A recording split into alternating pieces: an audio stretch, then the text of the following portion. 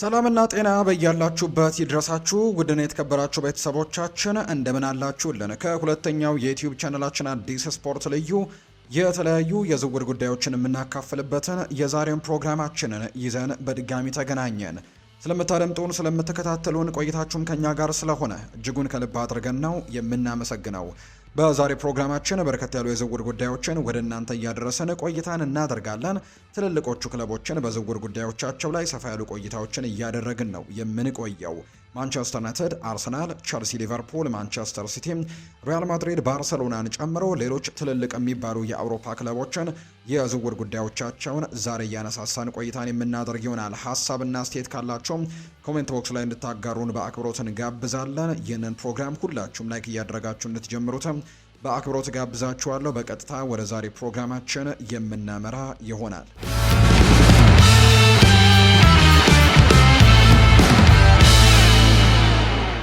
ወደ ቀዳሚው መረጃችን አመራን። ማቴዎስ ፈርናንዴስ የዘንድሮ ክረምት በጣም ከተፈለጉ አማካዮች አንደኛው ሆኗል። ሆኖም ግን ቀጣይ ማረፊያውን የሚወስነው በክለቡ ትልቅነት ወይም በገንዘብ መጠን ብቻ ላይሆን ይችላል። ለተጫዋቾች ወኪሎች ቅርብ የሆኑ የመረጃ ምንጮች እንደሚናገሩት የዌስትሃም ዩናይትዱ አማካይ በቋሚነት የመሰለፍ ዋስትናን የሚያገኝበትንና እንደ ወጣትና ትልቅ እቅድ ባለው ቡድን ውስጥም ማደግ በሚችልበት ፕሮጀክት ውስጥም ለመሳተፍ ነው ፍላጎቱ። ይህ ዝርዝር መረጃ የዝውውር ውድድሩን እየተወሳሰበ በመምጣቱ በጣም አስፈላጊ ነው። ማንቸስተር ዩናይትድ፣ ማንቸስተር ሲቲ፣ ቸልሲ፣ አርሰናል ሌሎችም ሁኔታውን በቅርበት እየተከታተሉ ሲሆን ሪያል ማድሪድ እና ፓሪስ ሳን ዠርሜንም በውድድር ውስጥ እንዳሉበት ይነገራል። ማንቸስተር ዩናይትድ ለሳምንታት ከማቴዎስ ፈርናንዴስ ጋር ስሙ በስፋት ሲያያዝ የቆየ ነው። ዘጋርዲያን እንደሚለው ከሆነ ዩናይትድ የመሃል ሜዳ ግንባታው አካል አድርጎ እንደሚመለከቱት ቢገልጽም የዌስትሃም የ80 ሚሊዮን ፓውንድ የዋጋ ግምት ግን በጣም ከፍተኛ ሊሆን ይችላል።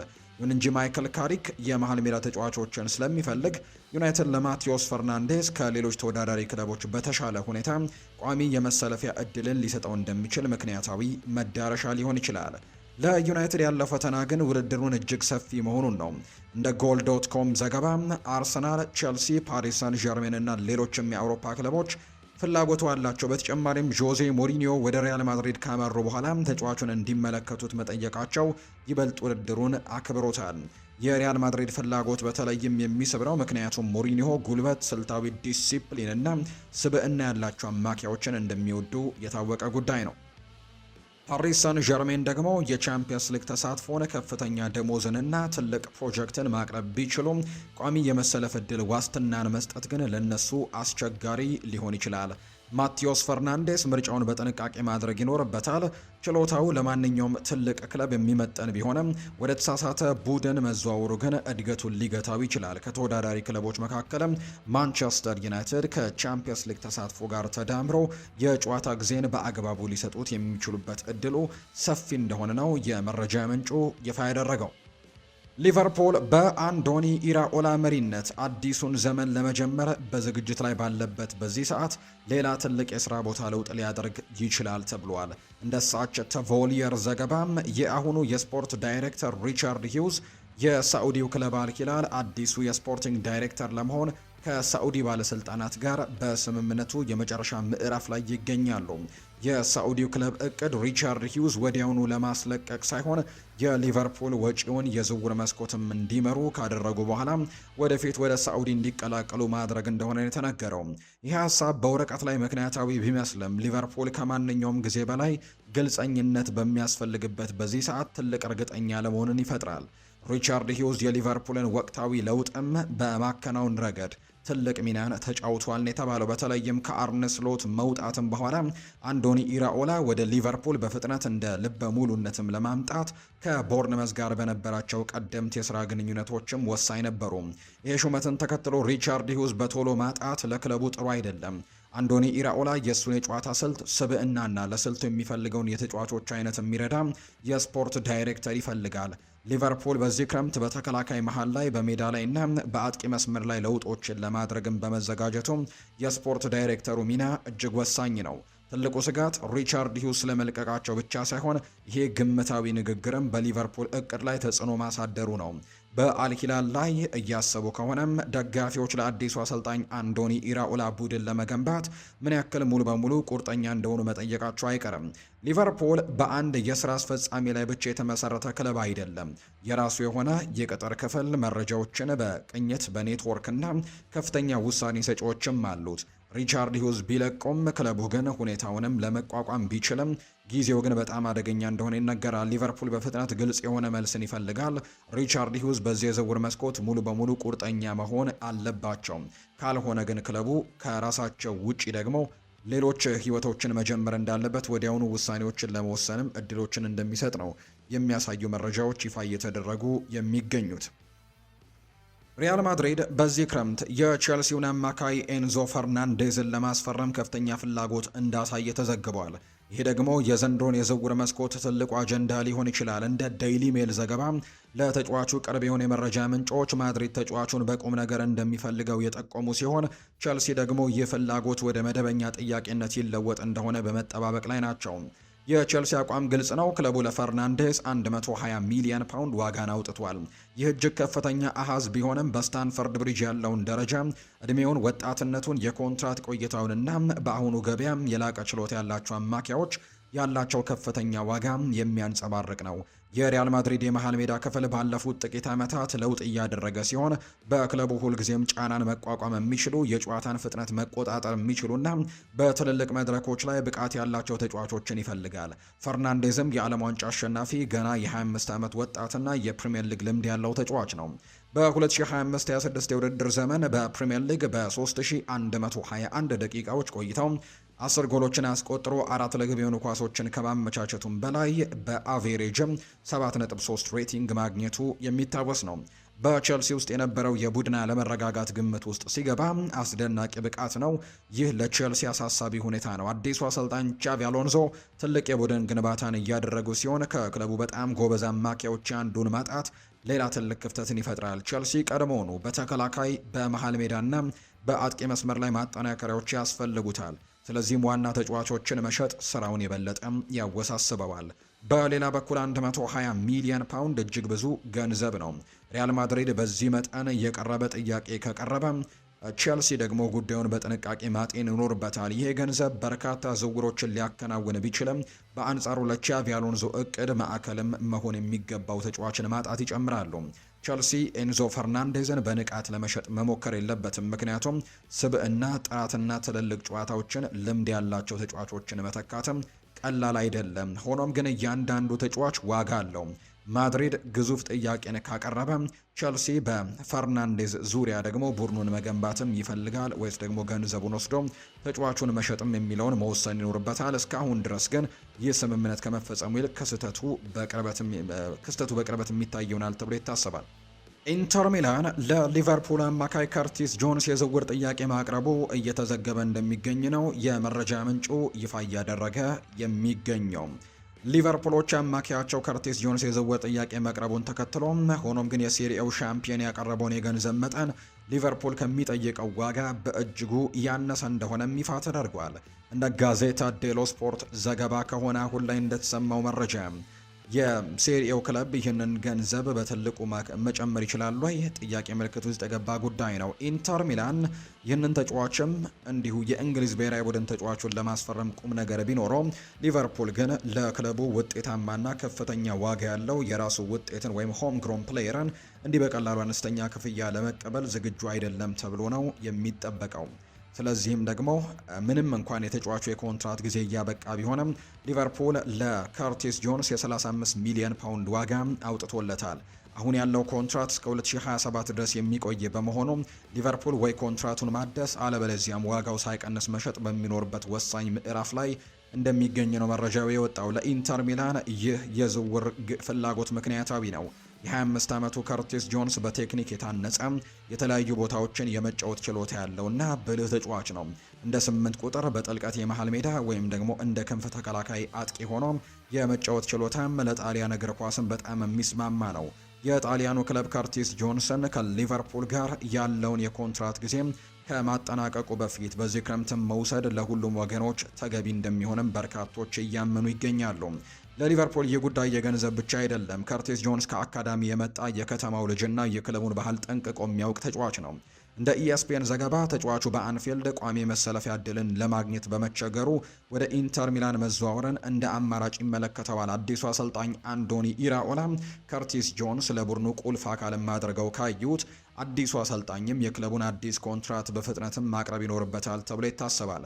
ነገር ግን ውሳኔው በስሜት መወሰን የለበትም። አንዶኒ ኢራኦላ ከርቲስ ጆንስን እንዳስፈላጊ የቡድኑ ክፍል ካላዩት አሁን ላይ መሸጡ ለክለቡ ብልህነት ሊሆን ይችላል። ሊቨርፑል ከርቲስ ጆንስን ሊሸጥ የሚገባው ኢንተር ለጠየቁት 35 ሚሊዮን ፓውንድ ዋጋ ሲጠጋ ብቻ ነው።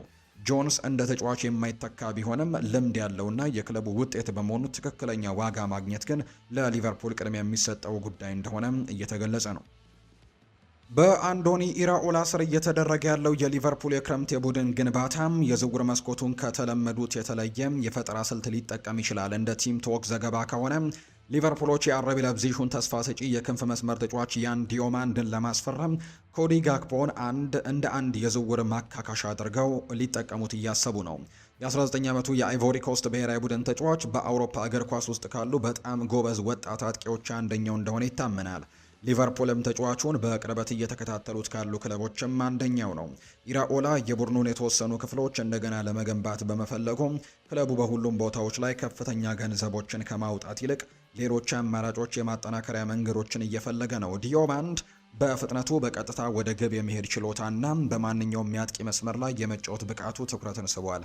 ገና በወጣት ዕድሜው ቢሆንም በግል ችሎታን ጨዋታዎችን የመቀየር አቅም ያለው አንድ ለአንድ ግብረ መልስን ደግሞ በመስጠት ረገድም ጎበዝ አጥቂ በመባል ይታወቃል። የሊቨርፑል የቅጥር ቡድን በወጣትና ለወደፊት ከፍተኛ ደረጃ ላይ ሊደርሱ የሚችሉ ተጫዋቾች ላይ ትኩረት በማድረግ ዲዮማንድ ፍጹም ተስማሚ አድርገው ይመለከቱታል። የዚህ ታሪክ በጣም አስገራሚው ክፍል ኮዲ ጋክፖ በድርድር ውስጥም እንደ አንድ አማራጭ መቅረቡ ነው። ሊያብዚሽ የሆላንድ ብሔራዊ ቡድን ተጫዋቹን እንደሚያደንቁ የተዘገበ ሲሆን ሊቨርፑልም የተጫዋቹን የዝውውር ዋጋ ዲዮማንድን ለማምጣት ይረዳ ይሆን ወይ የሚለውን እየገመገሙ እንደሚገኝ ነው ይፋ የተደረገው። ኮዲ ጋክፖ በአንፊልድም የአሰልጣኝ ለውጥ ከተደረገ በኋላ የወደፊት እጣ ፈንታው አጠያቂ ሆኗል። ሆኖም ግን ሊቨርፑል እንዲህ አይነት ውሳኔዎችን ከመወሰኑ በፊት በጥንቃቄ ማሰብ ይኖርበታል። የ27 ዓመቱ ኮዲ ጋክፖ በቡድን ውስጥም ካሉ በጣም ልምድ ያላቸው አጥቂዎችም አንዱ ሲሆን በተለያዩ ቦታዎች ላይ የመጫወት ችሎታም አለው። ሊቨርፑል ለወደፊት ተስፋን የተረጋገጠ ልምድ ያለው ተጫዋች መስዋዕትን ከማድረግ መቆጠብ ይኖርበታል። ዲዮማንድ ያለ ጥርጥር ጎበዝ ቢሆንም የተረጋገጠ ዓለም አቀፍ ተጫዋች በአስራዎቹ ዕድሜ ውስጥ ባለ ወጣት መተካት ሁልጊዜም አደጋ እንዳለው በርካቶች ያምናሉ። አርሰናል የቦርንመዝ አጥቂ የሆነውን ኤሊ ጁኒየር ክሩፒን ለማስፈረም እያደረገ ያለውን ጥረት ቼልሲና ፓሪስ ሰን ዠርሜን በተጫዋቹ ላይ ፍላጎት ማሳየታቸውን ተከትሎ ይበልጥ ውስብስብ ሆኗል። አርሰናል ለአሰልጣኝ ሚኬል አርቴታ የአጥቂ መስመር ተጨማሪ የግብ ማስቆጠር አቅምን ለመጨመር ቢፈልግም የቦርንመዝ አቋም ግን ግልጽ ነው። ክለቡ እጅግ ከፍተኛ ወይም ደግሞ የማይታመን የዋጋ ጥያቄን ካልቀረበ በቀር ተጫዋቹን ለመሸጥ ፍላጎት የለውም። የ19 ዓመቱ ኤሊ ጁኒየር ክሩፒ ከሎሪዮ በ10 ሚሊዮን ፓውንድ ከተቀላቀለ በኋላ በፕሪሚየር ሊጉ የመጀመሪያ የውድድር ዘመን 13 ግቦችን በማስቆጠር አስደናቂ ብቃቱን አሳይቷል። እንደ አይፔፐር ዘገባ ከሆነ ቦርንመዝ በዚህ ክረምትም ተጫዋቹን ለመሸጥ ከ100 ሚሊዮን ፓውንድ በላይ ይፈልጋል። ምንም እንኳን ኤሊ ጁኒየር ክሩፒ በአንደኛው የውድድር ዘመኑ ከፍተኛ ብቃት ቢኖረውም በአንድ የውድድር ዘመን ብቻ በተጫወተ ተጫዋች ላይ እንዲህ አይነት ከፍተኛ ገንዘቦችን ማውጣት ትልቅ አደጋ ሊሆን እንደሚችል በርካቶች ያምናሉ። ከዋጋው በተጨማሪ የውድድር ሁኔታው ሌላው ፈተና ነው። ስካይ ስፖርት በቅርቡ እንደዘገበው የፓሪስ ሰን ዠርሜን ፍላጎት ቀደም ብሎ እንደታሰበው ጠንካራ ላይሆን ቢችልም የቼልሲ መግባት ግን ጉዳዩን ይበልጥ አወዛጋቢ አድርጎታል። አርሰናል ተጫዋቹን ማድነቅ ቢችልም የገንዘብ ዲሲፕሊን ማሳየት ይኖርበታል። ክሩፔም ወደፊት ኮከብ የመሆን አቅም ያለው ቢሆንም በወጣት ተስፋ ላይ ከ100 ሚሊዮን ፓውንድ በላይ ማውጣት ትልቅ ውድድር ነው። ቦርንመዝ አቋሙን እስካላላ ድረስም ወይም ተጫዋቹን ራሱን እንዲሁ ክለቡን በመልቀቅም እስካልገፋ ድረስ አርቴታ ለአርሰናል ወዲያውኑ ውጤት ሊያመጡ የሚችሉ ቀድሞ ደግሞ የተረጋገጠ ብቃት ያላቸው አጥቂዎችን ማስፈረሙ ይበልጥ ብልህነት ሊሆን እንደሚችል ነው የሚታመነው። ዳርዊን ኑኔዝ በአል ሂላል የነበረው ቆይታም በአስቸጋሪ ሁኔታ መጠናቀቁን ተከትሎ ሊቨርፑል፣ ቸልሲና ባርሰሎና ተጫዋቹን ለማስፈረም እየተዘጋጁ መሆኑ ተዘግቧል። እንደ ሙንዶ ዲፖርቲቮ ዘገባ በአል ሂላል የነበረው የውድድር ዘመን ሳይሳካ በመቅረቱ ክለቡ ከዳርዊን ኑኔዝ ወኪሎች ጋርም የኮንትራት ማቋረጥ ስምምነት ላይ ለመድረስ እየተወያየ ነው። ዳርዊን ኑኔዝ በየካቲት ወር የካሪም ቤንዚማ ወደ አልሂላል መምጣትን ተከትሎ በውጭ ሀገር ተጫዋቾች ገደብ ምክንያትም ከክለቡ የሊግ ስብስብ ውጭ ሆኗል። በሳዑዲ አረቢያ በቆየባቸው ጊዜያት በሳምንት 400,000 ፓውንድ ያክል ደሞዝ ቢከፈለው በ24 ጨዋታዎች ብቻ መሳተፍና 14 ግቦች ላይ አስተዋጽኦ ማድረግ መቻሉ ተስፋ አስቆራጭ የውድድር ዘመን እንዲሆን አድርጎታል። በዚህ ታሪክ ውስጥም በጣም ትኩረት የሚስበው ነገር ዳርዊን ኑኔዝ ወደ አንፊልድ የመመለስ ፍላጎት እንዳለው መነገሩ ነው። ባለፈው ዓመት በ50 ሚሊዮን ዩሮ የዝውውር ዋጋ ደግሞ ከተቀላቀለ በኋላ እንደገና ወደ ቀድሞ ክለቡ ለመመለስም ተስፋ አድርጓል።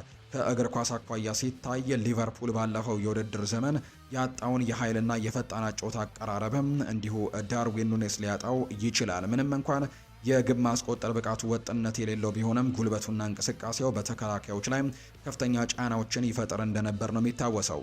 ቸልሲ ተጨማሪ ኃይለኛ አጥቂ ለመፈለግ ፍላጎት ቢኖረውም ባርሴሎና ደግሞ የአጥቂ መስመሩን ለማጠናከር ርካሽ አማራጭ እየፈለገ ይገኛል። ይሁን እንጂ የባርሴሎና የፋይናንስ ችግርና የቸልሲ የተጨናነቀ የቡድን ስብስብ ዝውውሩን ሊያወሳስቡት ይችላሉ። ለዳርዊን ኑኔዝ ስሜታዊ መዳረሻ ሊቨርፑል ሊሆን ይችላል። ነገር ግን ይህ የሚሆነው አሰልጣኝ አንዶኒ ኢራኦላ ተጫዋቹን ከፈለጉት ብቻ ነው። ሊቨርፑል ይህንን ዝውውር በቁም ነገር ማጤን ያለበት የፋይናንስ ጥቅሉ ምክንያታዊ ከሆነ ብቻ ነው።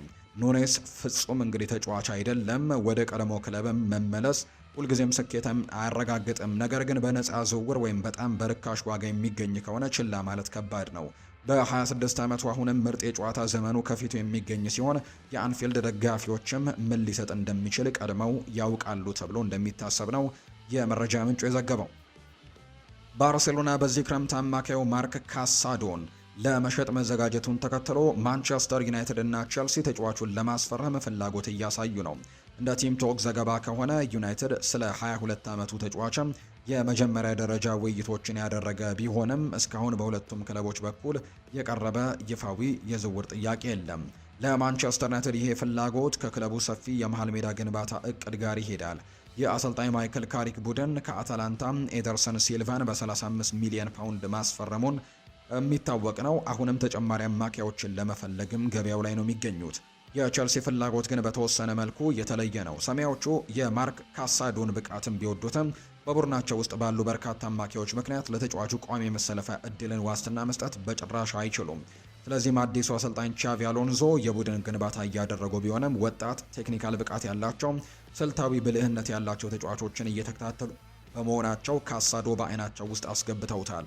ባርሴሎና አዳዲስ ተጫዋቾችን ለማስፈረም የቡድኑን ስብጥር ለመቀየር ሲል ካሳዶን ለመሸጥም ተገደዋል። ማንቸስተር ዩናይትድ ስለ ዝውውሩ ውይይት ቢያደርግም የፈረንሳዩ ሞናኮ ክለቡ ከፕሪሚየር ሊግ ክለቦች ጋርም ጠንካራ እንቅስቃሴን እያደረገ እንደሆነ ይፋ ተደርጓል። የካሳዶ መረጃዎች ለምን ፍላጎት እንደሳቡ በርካቶች ያምናሉ። በላሊጋ 2025-26 የውድድር ዘመን 981 ደቂቃዎችን የተጫወተው ለግብ የሚሆን ኳስ አንድ መቀበል ችሏል። በቻምፒየንስ ሊግ የዩኤፋ ውድድር ላይ መረጃው እንደሚያመለክተው 85.84 የኳስ የማቀበል ወይ ፓስ አኪውሬሲ የምንለው እንደነበረው ነው የሚነገረው። ለተጫዋቹ በአሁኑ ሰዓትም ማንቸስተር ዩናይትድ ይበልጥ ተስማሚ መዳረሻ ሊሆን ይችላል።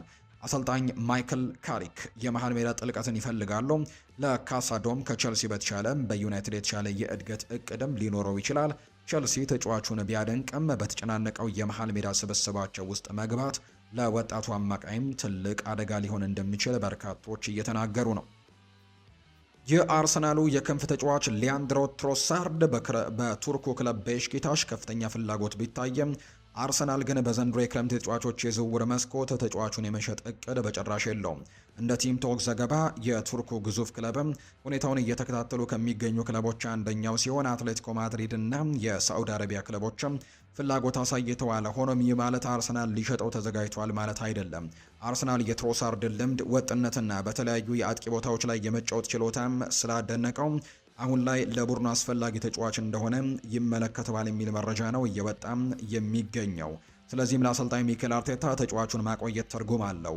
አርሰናል በክረምቱ የግራ ክንፍ ቦታ ላይ ማጠናከሪያዎችን ለማድረግ ቢጠብቅም የፕሪሚየር ሊግ ዋንጫን ለመከላከልና በቻምፒየንስ ሊግም የላቀ ውጤት ለማምጣት የቡድን ጥልቀት ወይም ስኳድ ዴፕዝ ወሳኝ ነው። ትሮሳርድ ሁልጊዜም በቋሚነት ባይሰለፍም በግራ መስመር እንደ ፎልስ ናይን ከአጥቂ ጀርባ ወይም በጨዋታው ላይም ለውጥ ለማምጣት እንደ ተጠባባቂ ተጫዋች ሆኖም ሲጫወት እንመለከተዋለን። የ2025-26 የውድድር ዘመን አፈጻጸሙ ጥሩ ነበር። እንደ መረጃ ምንጮቹ ከሆነ በ26 የፕሪሚየር ሊግ ጨዋታዎች ላይ 6 ግቦችን አስቆጥሮ 5 አሲስቶችን ማድረጉን እናስታውሳለን። ምንም እንኳን ትሮሳርድ አሁን ላይ የ31 ዓመት ዕድሜ ላይ ቢሆንም እናም አርሰናል በመጨረሻም የቡድኑ አጥቂ መስመርን ማደስ ቢያስፈልገውም ክለቡ በአሁኑ ሰዓት ተጫዋቹን ለመሸጥ እየተጣደፈ አይደለም። አርሰናል መረጋጋትን ማሳየቱ ትክክለኛ ነው። እንደ አንድን ክለብ ደግሞ ወይም አንድ ልምድ ያለውንና አስተማማኝ አጥቂን ያለ ተተኪ መሸጥ ዋንጫን ለመከላከል በሚደረገው ጉዞ ላይ አስፈላጊ መሰናክል ሊሆን ይችላል። በቤሺክታሽ እድሉን ለመጠቀም ቢሞክርም አርሰናል ስምምነቱን መከፈት ያለበት ለክለቡ ሙሉ በሙሉ አዋጭ ሆኖ ሲያገኘው እንደሚሆን የመረጃ ምንጩ ይፋ እንዳደረገ ነው ዘገባው የጠቆመው። ውድና የተከበራችሁ ቤተሰቦቻችን ከሁለተኛው የዩቲዩብ ቻናላችን አዲስ ስፖርት ልዩ ለዛሬ ያዝንላችሁ የዝውውር ጉዳዮች ላይ ብቻ ትኩረታችንን አድርገን የሰራነው ፕሮግራም ይህንን ይመስል ነበረ። በቀጣይ ፕሮግራሞቻችን እንደተለመደው ሌሎች ርዕሰ ጉዳዮችን፣ ሌሎች የዝውውር መረጃዎችን ይዘን በድጋሚ ተመልሰን የምንገናኝ ይሆናል። ለዛሬ ግን ስላደመጣችሁኝ፣ ስለተከታተላችሁኝ ቆይታችሁም ከኛ ጋር ስለነበር ከልብ አድርጌ አመሰግናለሁ። ፉአድ ባሮ ፕሮግራሙን እየመራው ከእናንተ ጋር ቆይታን አድርጌያለሁ። በቀጣይ ፕሮግራሞቻችን ሌሎች ስፖርታዊ ጉዳዮችን፣ ሌሎች አዳዲስ መረጃዎችን አካተን በድጋሚ ተመልሰን የምንገናኝ ይሆናል። ለዛሬ ግን ስላደመጣችሁኝ ከልብ አድርጌ አመሰግንኩኝ። መልካም ጊዜ፣ መልካም ቀን እንዲሆንላችሁም ነው በአክብሮት የምመኘው።